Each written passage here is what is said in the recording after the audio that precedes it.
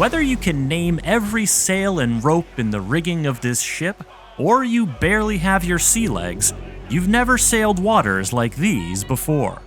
The vast, varied, and very dangerous Indian Ocean is where you will fight for fortune and infamy in Skull and Bones, alongside your friends, your allies you have yet to meet in co-op, and your enemies who you have yet to cross in combat.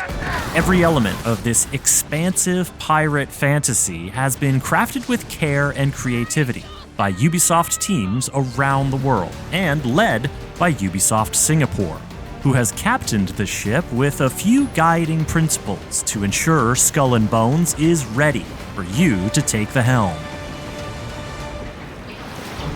Our rallying cry is best naval combat game ever. We've been really active in working with our community. We've had multiple insider programs where we've really been able to leverage those experiences on improving the game. And that's resulted in amazing things like sea monsters and ghost ships, and being able to improve our incredibly deep naval combat system. We've added things like boarding, grappling, where you shoot out grappling hooks and you're pulling ships towards you as part of the experience. So a ton of depth has gone into the game pre-launch, and that's been possible through this interaction that we've had with our community, and it's resulted in amazing things in the areas that I think are going to be the things that our fans and our players are going to really enjoy. We want players to really get attached to their ships. Of course, at the start of Skull and Bones, you don't have a very nice ship, and that's the whole point. You want to get into a place where you get to craft better ships. That experience in terms of progression, how to create that kind of feeling that, hey, now I'm feeling better. Oh, that was a difficult boss. I want to actually be able to defeat it, so I want even better equipment, I want better stuff. And we put a lot of time in making sure that the physics feel appropriate. So we play with buoyancy and mass and drag, and the small ship in high waves is definitely going to have a bit of a rougher time than the bigger ship. So we really want the player to feel the difference in each one. We want players to be able to customize their ships. So all the vanity that you get throughout the game, you can actually equip on all your ships, whether it's a small ships or a medium ship or a ship of a different type. We want players to be able to use all of that vanity that you collected. Crafting and customizing and choosing a pet for all the ships in your fleet is an important part of Skull and Bones. Even more important is what you do with them.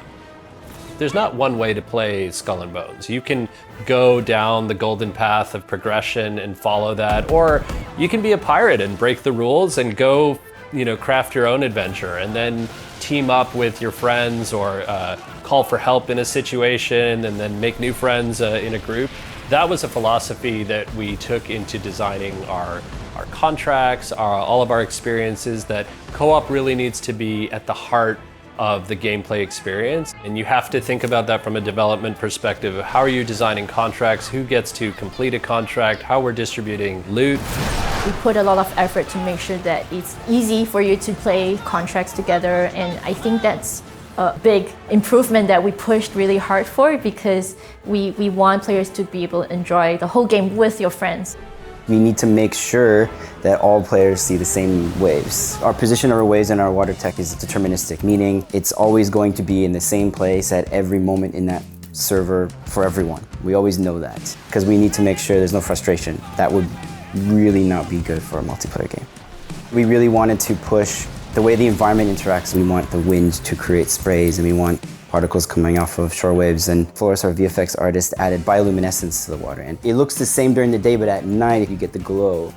Everything you see in Skull and Bones has been created with you and your fellow privateers in mind, and you'll also notice the unique touch of Ubisoft Singapore, as they've taken cues from their community and found inspiration in making a game set so close to home. I think the moment we actually broke some of the shackles that we had to say like, hey, let's have sea monsters in, right? Community wants it. Let's have ghost ships in. We open up like the supernatural, and then suddenly you see that like the creative space, like for all the team members suddenly just expanded. So the first mate was a new feature that we brought into the game with the extra time that we had. She represents a brand new character that we were able to add in, more exciting than the existing characters because she sticks with you throughout the entire game from start to finish. Perhaps this will help you chart your path forward, friend. As you develop a relationship with her, there's going to be more of her backstory and who she is, and hopefully one day you will find out that, whether she's a friend or foe. Let's put it that way. You are free to make your own luck now, Captain. Captain, is it? One of the best parts about being lead studio in Singapore is the fact that we get to add our own little slice of identity to it. Not just from the shanties that are close to this region, but more in the case of our first mate. We actually casted her as a Singaporean, so we were able to record her locally, and you can hear her in-game. I'll stay by the ship while you tread shore. Pay no mind to the bottom feeders, Captain. Remember, we answer only to the winds of fate. One thing we spent a lot more time to be able to improve is the gameplay aspect of the sound effects. Being able to identify which cannons these are, at which level they are, and at whatever size ship that you're at. That being said, we also wanted to be able to identify the kind of archetypes that you'll be fighting, especially before they fire those cannons. For some of these archetypes, you'll have them sound like an angry mob trying to kill you. Then you'll notice there's some that have a bit of a chain of command, a call and response, that sound a bit military. Then you'll know that that's more of like a pirate hunter or a warship that's coming. And then you understand that, okay, maybe I should turn and run. Turn and run or stay and fight. You get to make the call when you download and play the Skull and Bones Open Beta for free from this Thursday, February 8th to Sunday, February 11th. Any progress you make, you'll keep when you play the full game. Skull and Bones Early Access begins on February 13th, and you can get in by joining Ubisoft Plus Premium or pre-ordering the Premium edition of the game. The full launch is February 16th, as Skull and Bones unfurls its sails on PlayStation 5, Xbox Series X and S, and PC. Want to learn what it's like to be a kingpin in the Skull and Bones endgame and keep up with Year 1 seasonal plans?